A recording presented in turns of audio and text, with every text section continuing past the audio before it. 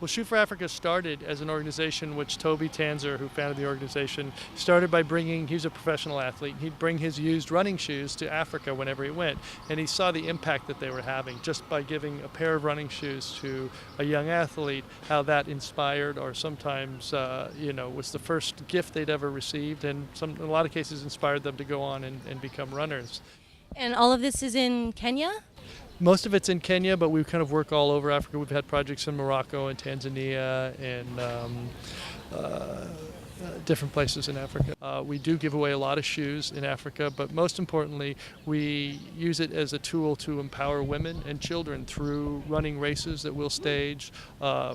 We actually did a big project around the New York Marathon where we collected 10,000 shoes, and we'll be giving those away in a slum called the Kibera slum, which is in Nairobi.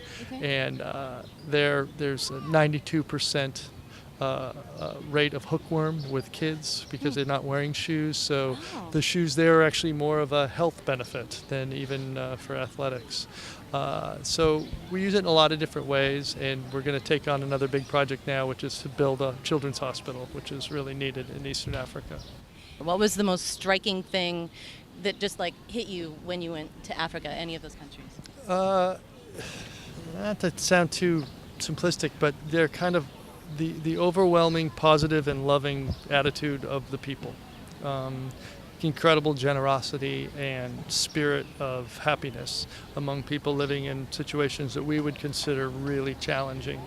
And yet they find a way to be loving and caring and have beautiful families and incredibly generous with whatever they have.